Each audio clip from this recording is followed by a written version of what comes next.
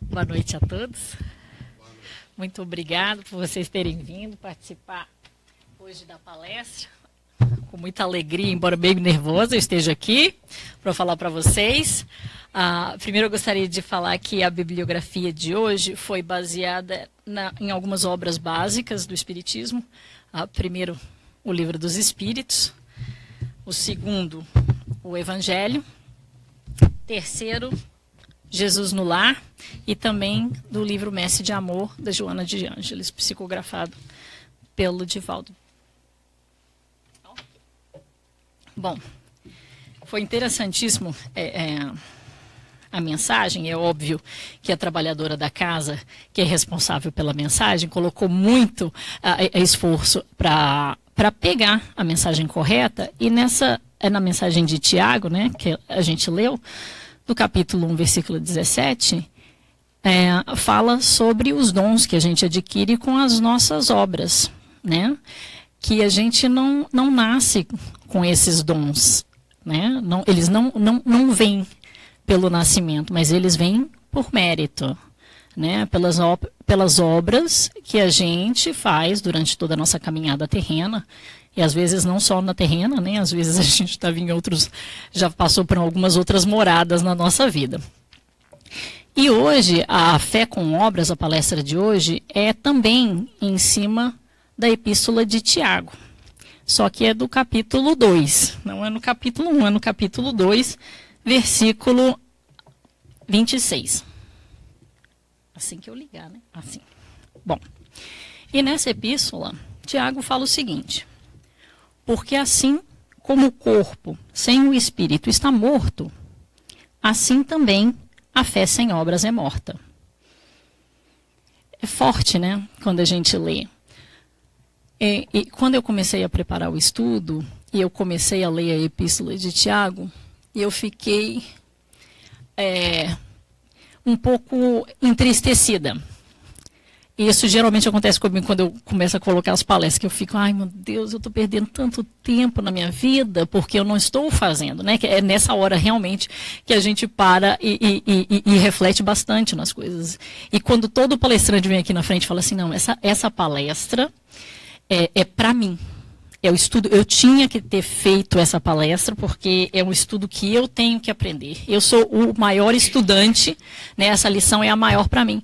E é assim que eu me sinto toda vez que eu faço a palestra. Então, tomara que eu não faça mais palestra, porque de vez em quando eu acho que ignorância assim, é uma bênção, né?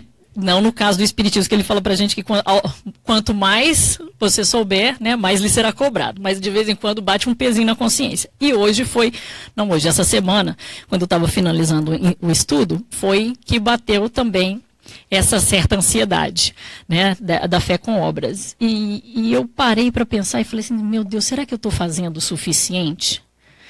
Será que eu estou... Não o suficiente, mas será que eu estou fazendo o mínimo que me é pedido, né, como cristã, como acreditando em Jesus, nos ensinamentos de amor de Jesus, em tudo que ele prega para a gente no Evangelho? Será que eu faço o mínimo que eu preciso fazer?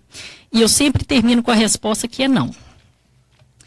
E por que eu internalizei que esse estudo tinha que ser para mim? Uma vez aqui na casa, a gente teve uma palestra foi uma reunião de trabalhadores e nos foi perguntado qual era a nossa proposta para esse ano que se iniciava.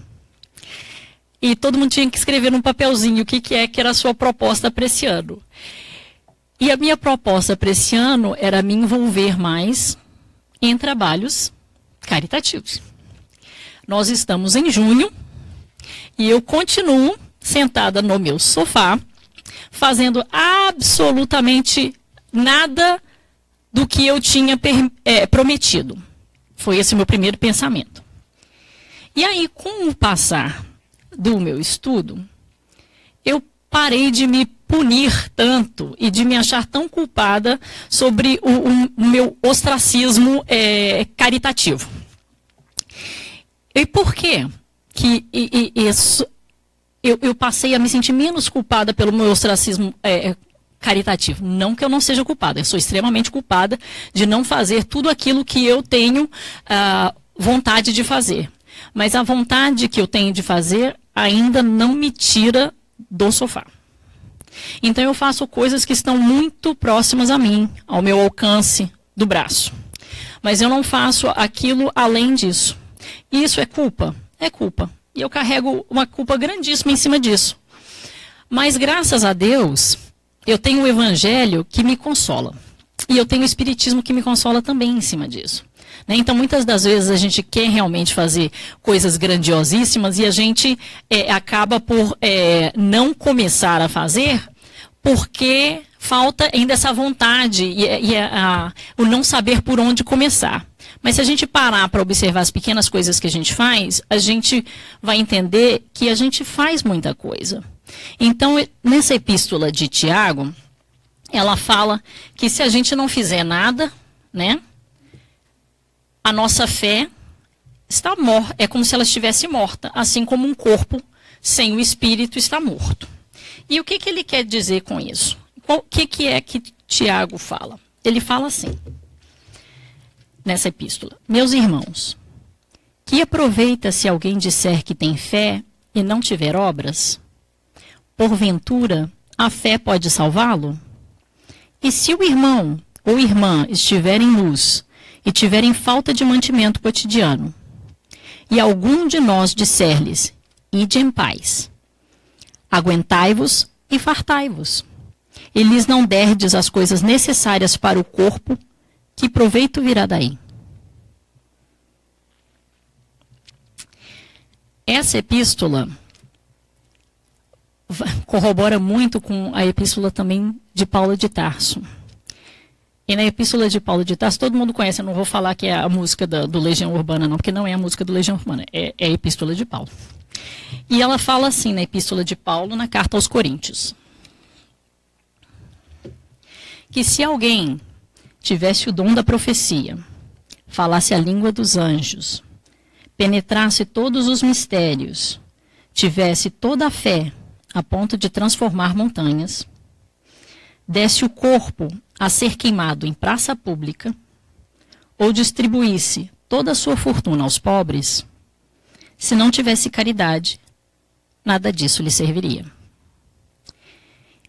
E Paulo ainda fala para a gente que dentre dessas três virtudes, a fé, a esperança e a caridade, a mais excelente é a caridade. E essa é a premissa do Espiritismo. Todo mundo já sabe. Isso está lá em Paulo, no capítulo 13, dos versículos 1 ao 7 e no 13 também. Aí, o que seria essa caridade que Paulo se refere? Né? É algo tangível a nós ou não? Aí, os espíritos, muito amigos, diante a pergunta de Kardec, que ele organizou no livro dos Espíritos, a pergunta 886, em qual ele coloca assim para os espíritos: qual o verdadeiro sentido da palavra caridade como a entendia Jesus? E Jesus, e os espíritos, né, muito claramente, de forma muito direta, falam para a gente que a caridade se baseia em três partes: benevolência para com todos, indulgência para as imperfeições alheias e perdão das ofensas. O que é benevolência? Benevolência é bondade. É a bondade e é a maneira boa da gente agir com o nosso próximo, para com todos, para ser amável, gestos, os nossos gestos delicados e dóceis, né? Nas palavras que a gente dirige ao nosso próximo, isso é a nossa benevolência. E a indulgência? A indulgência é a nossa misericórdia, é a compreensão e é a tolerância. É a tolerância para não ver os defeitos, mas ver e não os fazer notar. Para não exacerbar e não trazer aos olhos dos outros os defeitos do nosso próximo. Isso é indulgência. É se a gente notar o defeito, e se for para o bem da pessoa ajudar, a gente corrigir. Mas exaltar ao bem acima do mal. Isso é indulgência. Né? E o perdão, né? Que é a terceira parte, perdão às ofensas. O que é o perdão? É o não ódio, é o não rancor, né? É o não desejo de vingança. É o não querer que o Deus castiga. Né? É não querer reivindicar, né? Revidar, não reivindicar, não revidar. Né? E aceitar o nosso próximo como ele é. E que por pior que tenha nos acontecido, é entender que é um processo evolutivo ainda. Que o nosso irmão ainda não chegou ao ponto de não cometer erros, assim como nós, né? Porque a gente está nesse mundo ainda de provas e expiações porque a gente merece estar aqui, né? A gente está aqui porque a gente ainda não é soberanamente bom e justo, assim como Deus, né? E porque a gente ainda tem um caminho longo a percorrer dentro das nossas vicissitudes. Então, se a gente começar já a aceitar o nosso próximo e a perdoar, aceitar como ele é, né? A gente está sendo indulgente e benevolente e a gente está fazendo essa caridade com o nosso próximo. E aí Kardec coloca assim, que a caridade, né, no caminho da caridade, o que há é a salvação e a felicidade é do espírito. Porque qual sermos, né, caridosos, a gente vai entender o sentido e alcançar a felicidade plena, que é aquilo que a gente busca como espírito, né, como essência de espírito, o que a gente quer é essa felicidade plena, que é a perfeição, que só é atingida quando a gente chegar um pouquinho mais lá na frente. Aí Kardec coloca assim no comentário dele: o amor e a caridade são um complemento da lei da justiça, porque amar ao próximo é fazer-lhe todo o bem possível, que desejaríamos que nos fosse feito. Tal é o sentido da palavra de Jesus: amai-vos uns aos outros como irmãos. Aí, continuando ainda no Livro dos Espíritos, né? Depois que os Espíritos falam para a gente que a benevolência, a indulgência e o perdão, aí a gente pergunta assim, será que a gente consegue ser benevolente? Na maioria das vezes, eu acho que a gente consegue. A gente já chegou ao ponto de que a gente consegue ser bondoso para com o nosso próximo, né? A gente é indulgente? Eu acho que eu, pelo menos, não sou das mais indulgentes. E perdão? Eu falo, não, perdão a gente perdoa, né? A gente perdoa o nosso próximo. Mas o problema é quando o próximo faz algo muito grave a nós, que a gente começa a considerar esse nosso próximo nosso inimigo. E a gente perdoa o nosso inimigo? Bom, aí, na pergunta 887, os Espíritos respondem à seguinte pergunta de Kardec. Jesus ensinou ainda: amai aos vossos inimigos. Ora, um amor pelos nossos inimigos não é contrário às nossas tendências naturais e a inimizade não provém de uma falta de simpatia entre os espíritos? E aí os espíritos respondem: sem dúvida, não se pode ter para com os inimigos um amor terno e apaixonado. E não foi isso que ele quis dizer. Amar aos inimigos é perdoá-los e pagar-lhes o mal com o bem. É assim que nos tornamos superiores. Pela vingança, nos colocamos abaixo deles. Eu acho fortíssimo na hora que eles colocam que, na hora que os espíritos falam para a gente, que nós precisamos retribuir com o bem o mal que nos lhe é feito, né? E isso é de uma magnitude tão grande e a gente ainda não consegue fazer esse bem ao mal que nos é feito. Quantos de nós aqui não é culpado de pensar da mesma, assim, imediatamente, quando a gente sofre, né, uma injúria, uma calúnia, um mal, né, de qualquer que seja a pessoa, mesmo que seja uma pessoa muito querida nossa, né, que às vezes, num momento de fraqueza, né, nos inflige uma dor, né, mais às vezes mental do que física. E quantos de nós não pensa logo, ai, você vai ver, ou aqui se faz, aqui se paga, ou face to wall. Né? Então, isso ainda vem muito na nossa mente, assim, não, isso vai acontecer algo com você ainda, né? E a gente peca nesse ponto. E essa exatamente é o ensinamento de Jesus, em que ele fala para amar os nossos inimigos. Não, vem aqui, vamos fazer um churrasquinho lá em casa, você vai virar meu melhor amigo agora, né? Mas é não desejar esse mal que a gente deseja inicialmente, é nos policiar os nossos pensamentos, para que a gente não faça esse tipo de pensamento em direção aos nossos inimigos. E aí, toda vez que a gente pensa em caridade, a gente pensa na esmola. E a gente pensa nessa doação financeira, né? Que é a primeira coisa que passa na nossa cabeça. Pelo menos passa sempre na minha. E aí, Kardec pergunta, o que pensar da esmola? E os espíritos respondem, o homem, reduzido a pedir esmolas, se degrada moral e fisicamente. Se embrutece. Numa sociedade baseada na lei de Deus e na justiça, deve-se prover a vida do fraco, sem humilhação para ele. Deve-se assegurar a existência dos que não podem trabalhar, sem deixá-los à mercê do acaso e da boa vontade. É sermos benevolentes. Né? E aí, tem um provérbio chinês que todo mundo conhece. Né? E que fala assim, não dê o peixe, ensine a pescar.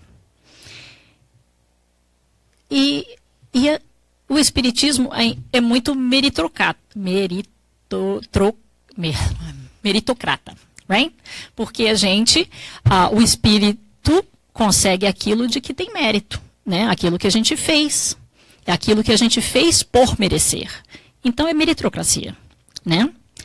E aí, se a gente aplicar a meritocracia nas pessoas, no nosso próximo, a princípio, a gente não teria essa tendência ou essa facilidade de ajudar caritosamente, né? Caritativamente. Porque você vai dar o peixe para a pessoa?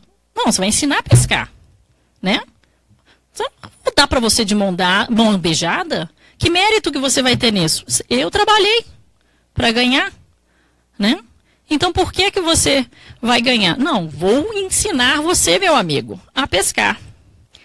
Aí a gente se depara com uma situação que a gente tem que parar para pensar no ensinar a pescar, né? Às vezes, a gente nem sempre pode dar o que é o preventivo para as pessoas. A gente tem que dar o que é o terapêutico, o tratamento delas. E para quem tem fome, a gente precisa da comida. Porque muitas das vezes, a pessoa está com tanta fome, que se a gente não der comida, a pessoa não vai sobreviver para aprender a pescar. Né? Então, a gente tem que ser benevolente nesse ponto e entender quando é que a gente precisa ensinar as pessoas a pescar. Né? Então, eu acho isso, que o primeiro passo para a gente é dar o peixe. Né? A nossa obrigação, eu acho que realmente é o primeiro dar o peixe. Mas a gente não pode parar por aí. A gente tem que fazer o ensinar a pescar também. E o ensinar a pescar para o espírito não é literalmente o pescar. O ensinar a pescar para o espírito é o ensinamento moral. É a gente resgatar essa pessoa e trazê-la para dentro do ensinamento cristão. É colocar para as pessoas o que é que a gente precisa fazer para a gente crescer, para a gente melhorar, para nós sermos melhores como indivíduos, como espíritos que somos, né? Porque se a gente parar e não fizer a nossa parte, e não ajudar o nosso próximo moralmente também, a gente está falhando como cristão. Né? É meio forte aquela figura, eu sei, aquela foto. Aí na pergunta 889, essa é a última pergunta do Livro dos Espíritos, eu prometo. Aí fala assim, não há homens reduzidos à mendicidade por sua própria culpa? Tem gente que está na rua porque quer. Tem gente que é pedinte porque quer. Pode ser que por agora sim. E os espíritos confirmam. Eles falam, sem dúvida. Mas se uma boa educação moral lhes tivesse ensinado a lei de Deus, não teriam caído nos excessos que o levaram à perda. E é disso, sobretudo, que depende o melhoramento do vosso globo. Quando eu estava preparando a palestra, eu vi um vídeo que estava falando sobre a Cracolândia. Todo mundo já ouviu falar sobre a Cracolândia, em São Paulo. E tinha uma senhora que ela estava nas ruas desde que ela tinha 9 anos de idade. E ela não está mais na rua. Tá? Ela era conhecida como a bruxa da Cracolândia. E ela é uma pessoa totalmente renovada agora. É uma pessoa totalmente diferente, que você não vê as duas pessoas, as duas fotos como sendo exatamente o mesmo espírito ali. E ela fala que ela entrou no crime aos 13 anos. Ela comandava um bando de ladrões, ela comandava uma das gangues na rua. Ela foi presa, ela foi condenada por 8 delitos, incluindo assalto à mão armada. Ela ficou 25 anos na prisão. E quando ela saiu, adivinha para onde ela foi? Para exatamente o mesmo lugar. Porque não houve nenhum trabalho moral em cima dela de recuperação daquele espírito. Ela foi parar exatamente no mesmo lugar. E foi quando tiraram a foto dela que ela ganhou a fama de a bruxa da Cracolândia. E ela falou que como foi que ela encontrou Jesus? Ela estava sentada à rua e ela recebeu um abraço por trás. E ela falou que esse abraço ela sentiu como se tivesse sido um anjo que tivesse vindo resgatá-la. Aí você pensa, a pessoa estava alta? Não. Foi uma jovem missionária que viu a situação daquela mulher, daquela alma perdida, naquele lugar, naquele umbral aqui da Terra, e sentiu a necessidade de abraçá-la. Porque ela não conseguia entender como uma senhora estava sentada a um lugar daquele sem nenhuma esperança. E foi exatamente o que a senhora sentiu. Foi aquele abraço de esperança e de resgate que ela sentiu naquela hora. Foi a caridade, o amor que ela sentiu naquela hora que deu a ela forças para sair de lá. Quando ela recebeu aquele abraço, ela falou que ela sentiu uma vontade de ser melhor e de fazer algo com a vida dela. De fazer algo, de obrar. Então ela saiu de lá e ela foi para uma casa de reabilitação, onde ela terminou o ensino médio. Ela não só terminou o ensino médio, como ela entrou na faculdade. Agora ela faz teologia e ela dá aula e ajuda outras pessoas a terem esperança e vontade de mudar, como ela teve também.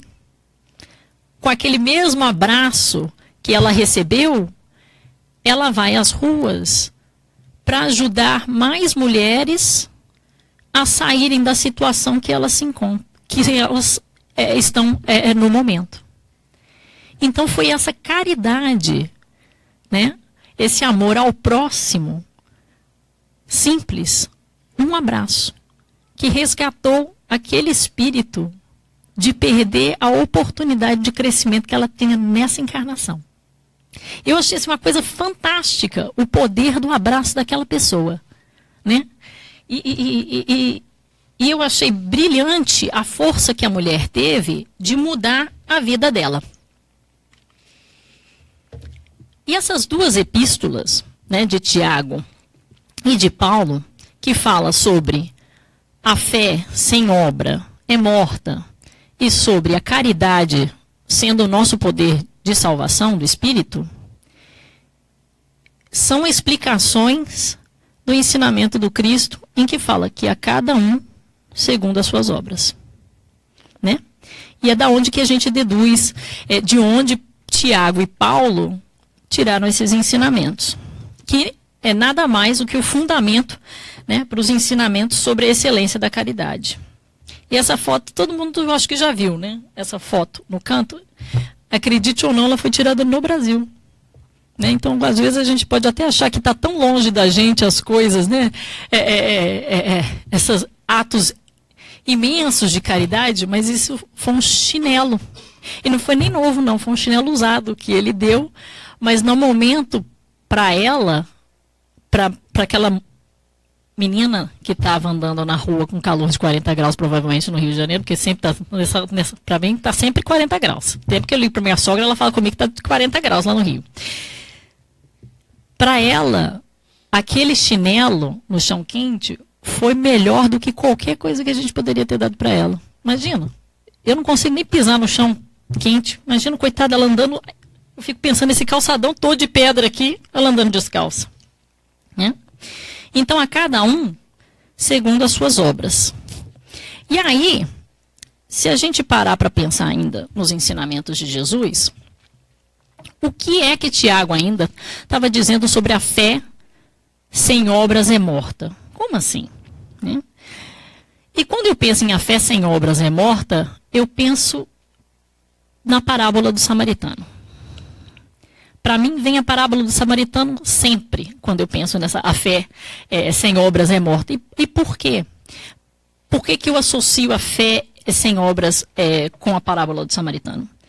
Porque conta na parábola, né, conta Jesus, que descia-se um homem, todo mundo conhece, parábola, descia um homem de Jerusalém a Jericó.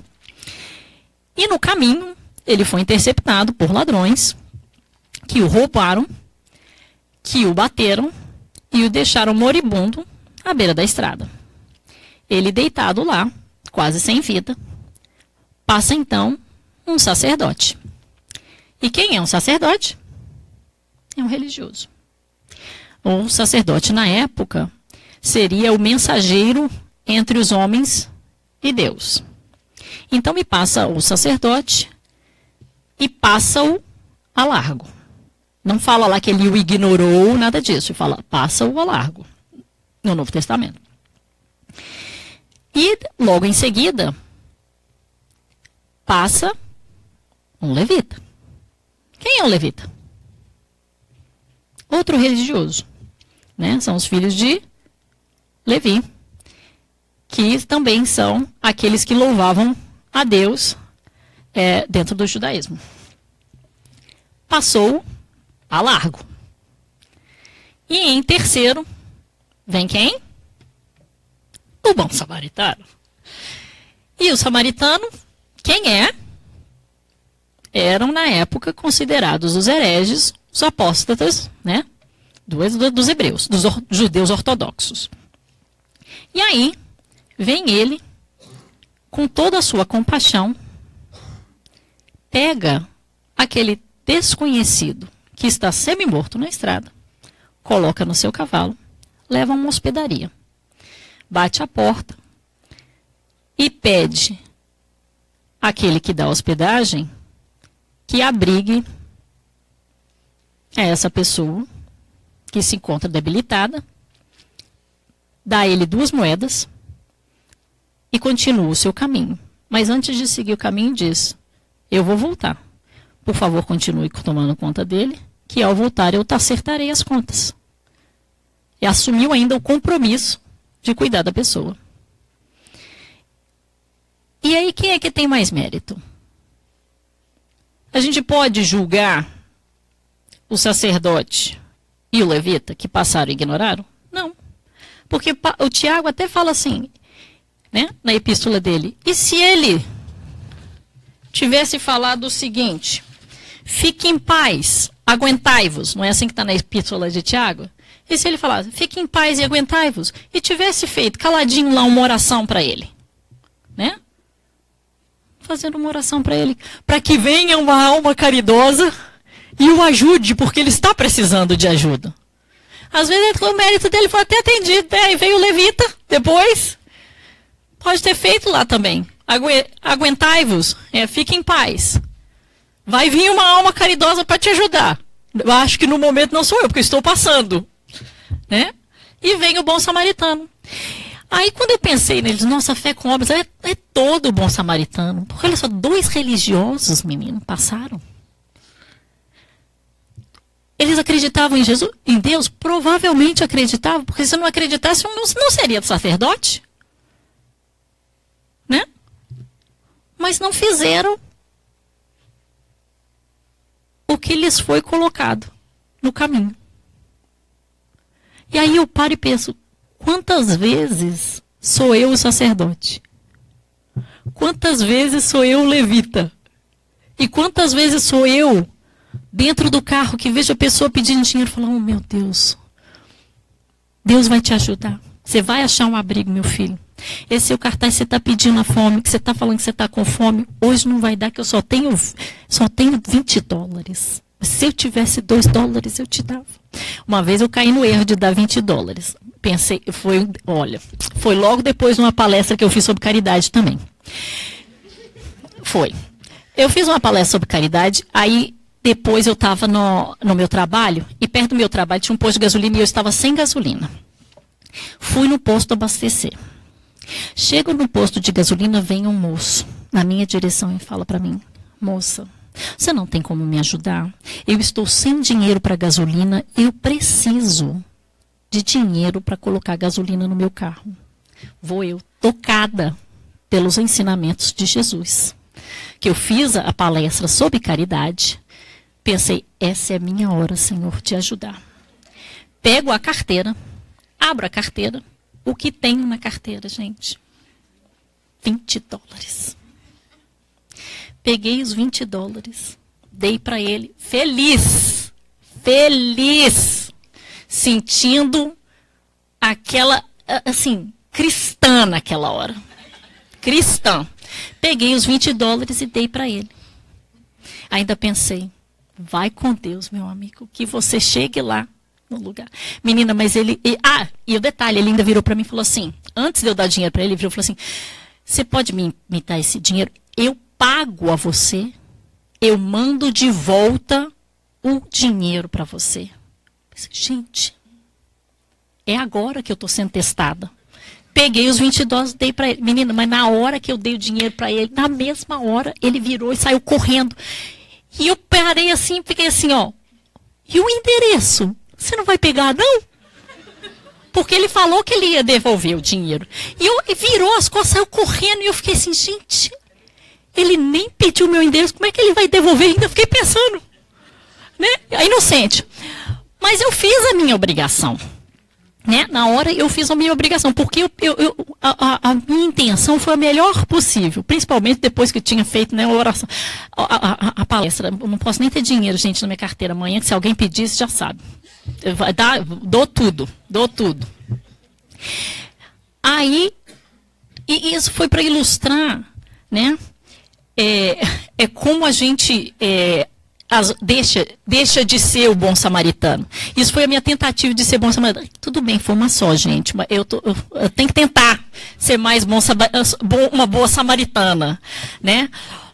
Mas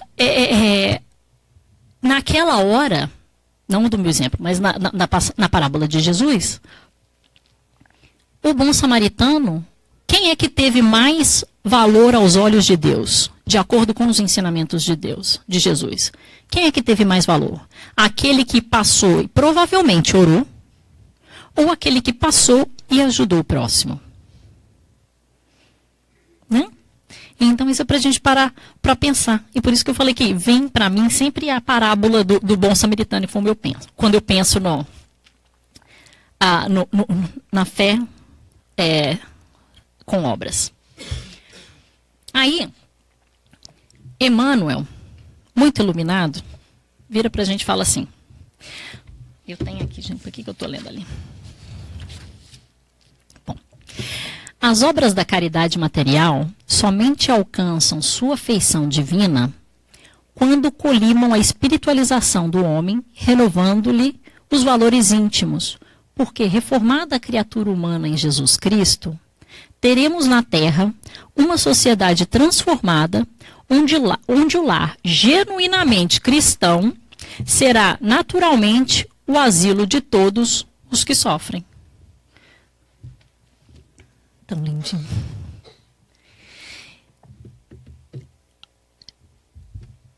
E aí? Está em contramão a fé e as obras?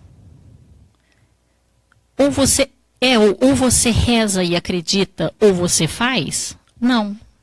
Né? As coisas não estão em contramão. Uma é a teoria e a outra é a prática. Né?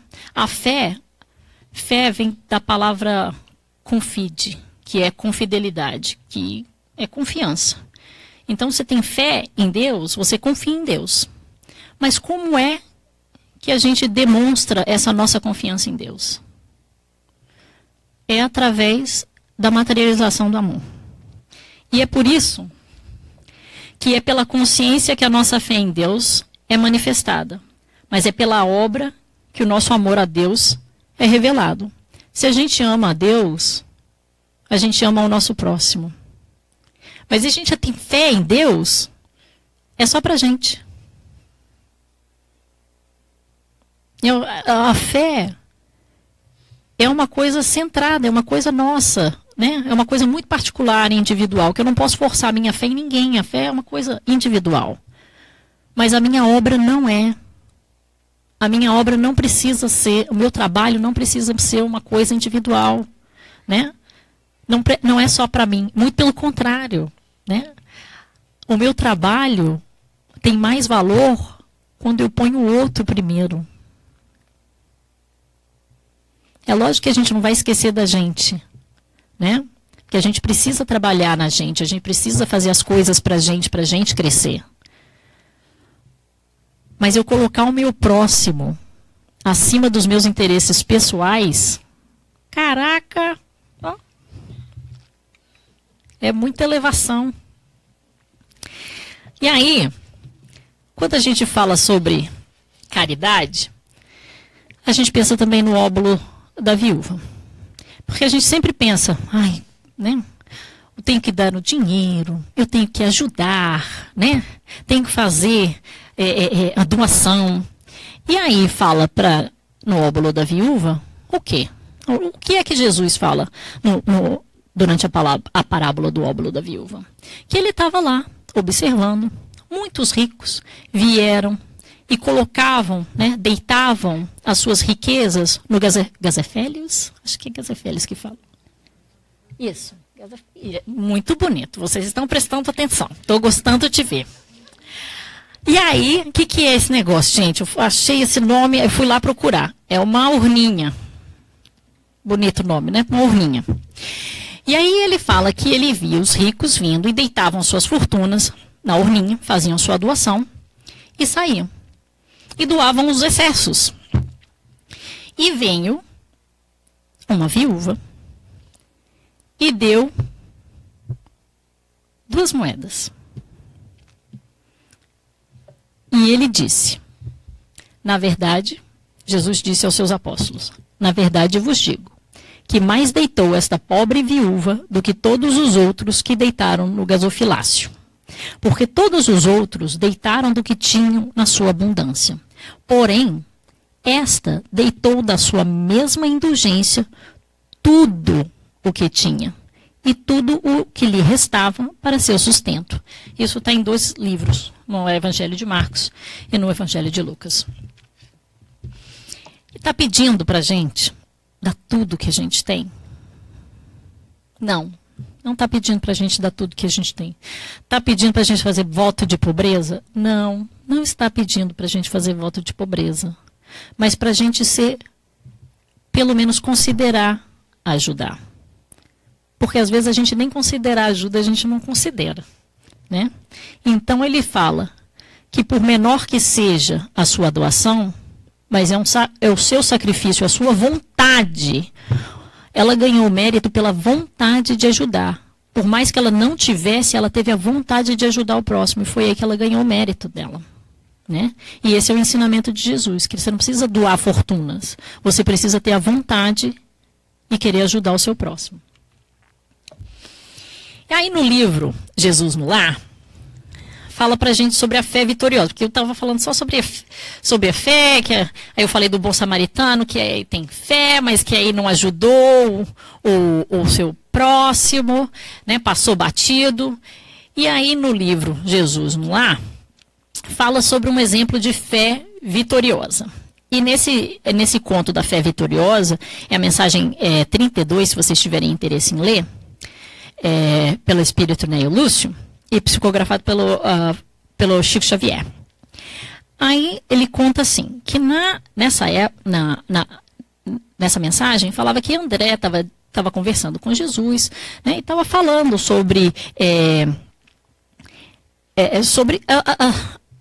a crença em Deus e sobre as lutas que existiam, essas disputas sobre Deus e tal, que não sei o quê, e o que seria, qual das fés seria, qual deles estaria certo, né? Em suas crenças. E aí o mestre fala, né, que na época da fé selvagem, né, tinham 3 homens primitivos e nas suas famílias, e eles trabalhavam fraternalmente muito bem. O problema foi quando eles quiseram impor os seus pontos de vista. Então, o primeiro homem, da família 1, da primeira família, ele tinha a crença de que o Deus residia no trovão. O segundo homem acreditava que Deus residia na força do vento. E o terceiro acreditava que o Deus residia no sol. E por causa que eles não conseguiam se entender, por causa que cada um deles acreditava copiosamente que o Deus vivia dentro da crença de cada um deles, eles começaram a lutar. E dentro dessas disputas, cada um armazenou uma munição. Um deles se supriu de minério, o outro se supriu de pedras e o outro se supriu de feixes de madeira. E virou uma guerra, porque cada um queria impor no outro a sua crença, só o seu acreditar. E aí fala que Deus, muito misericordioso, mandou um anjo em forma de uma pessoa muito simples e bateu na porta deles para conversar. E aí explicou para cada um deles que o Deus que residia no trovão era verdadeiro, porque ele renovava a atmosfera. Mas esse mesmo Deus que residia no trovão também residia no vento. E esse vento auxiliava a natureza, como uma sementeira.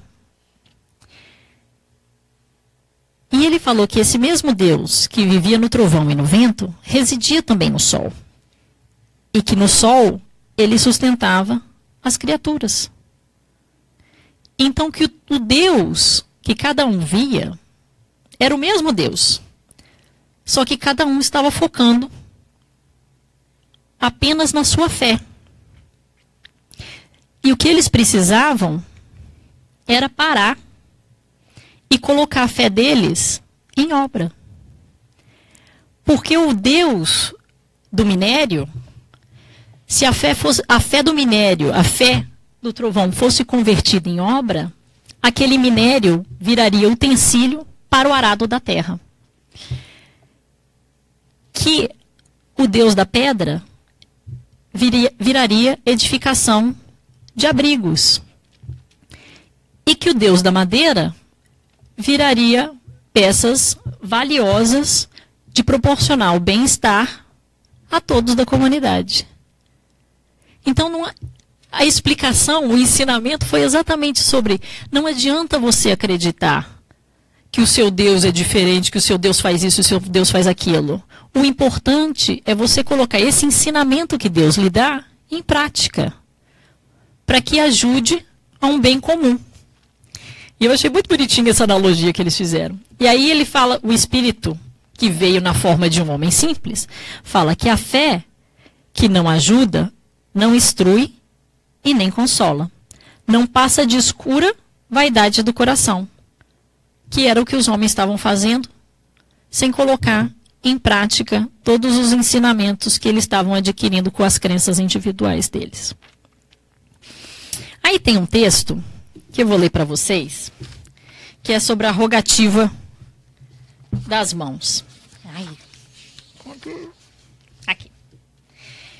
Essa rogativa das mãos é a mensagem número 103 pelo André Luiz, que foi psicografada pelo Chico Xavier, e é sobre o buscas e achareis, né? Que é do item 3 do capítulo 25 do Evangelho segundo o Espiritismo.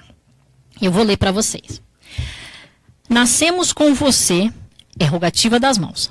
Nascemos com você para a realização de sua tarefa. Não nos deixes desocupadas. Evite usar-nos em bebidas e alimentos impróprios. Não nos obrigue a impor-lhes o suicídio. Não se queixe do mundo. Em verdade, não conseguimos apanhar estrelas, mas podemos plantar flores. É possível que você tenha necessidade de estender-nos algumas vezes para pedir. Antes, porém, dirija-nos ao trabalho, para que venhamos a merecer. Refere-se você à genialidade do cérebro. Entretanto, sem nós, a Torre Eiffel ficaria em projeto e as sinfonias de Beethoven não passariam de sonho. Orgulha-se você de muitas máquinas. Contudo, sem a nossa cooperação, seriam elas inúteis. Você diz que a manutenção da própria existência está pela hora da morte. Mas se você quiser, cultivaremos feijão, arroz, milho ou batatas e enriqueceremos a vida. Lamenta-se você quanto à falta de empregados. Não ouvide, porém, que é um insulto exigir dos outros aquilo que podemos fazer por nós mesmos. Afirma-se você sem tempo para ajudar, mas despende longas horas em conversações sem proveito. Recorde que Deus não vos confiou a você para sermos guardadas no bolso ou para sermos penduradas em janelas e postes, poltronas e balaústres. Em muitas ocasiões, você cai na sombra da tristeza ou do desânimo, conversando a cabeça como pote de fel. Entretanto, se você colocar-nos no serviço do bem, vazaremos suas mágoas através do suor, e você sorrirá cada instante, encontrando a alegria de viver em forma de nova luz. A gente não precisa ser a nova Madre Teresa de Calcutá. Existem várias coisas que a gente pode fazer. E eu coloquei aqui só os exemplos que eu procurei, fiz um Google para figuras, né? Como ajudar, né, a nossa comunidade, ajudar no A Caminho da Luz, né? Existe uma série de outras coisas que a gente pode fazer, mas que exige da gente sair do nosso sofá, né?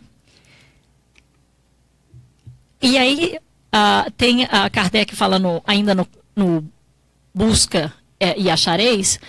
Por isso é que lhe fez do trabalho uma necessidade, lhe disse: procura e acharás, trabalha e produzirás. Dessa maneira serás filho das tuas obras, terás delas o mérito e será recompensado de acordo com o que hajas feito.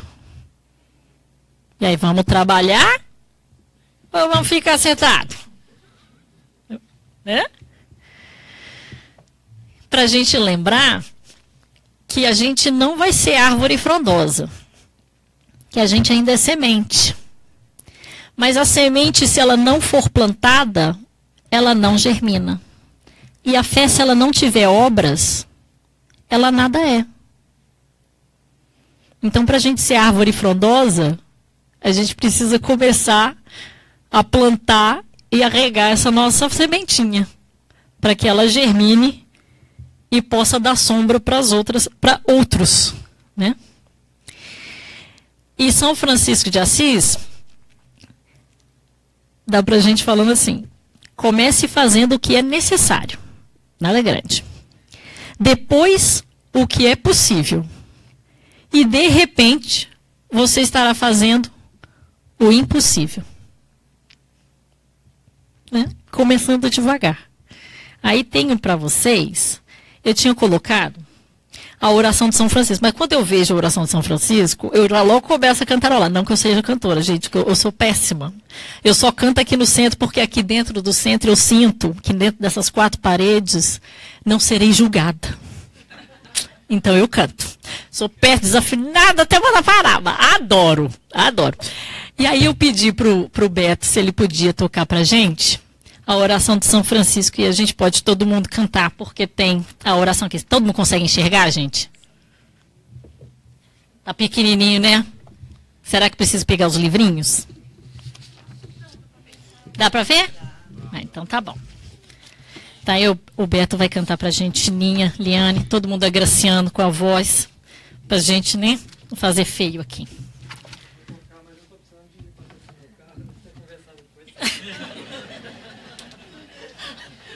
Mas eu sinto lhe informar, mas eu nem trouxe carteira hoje.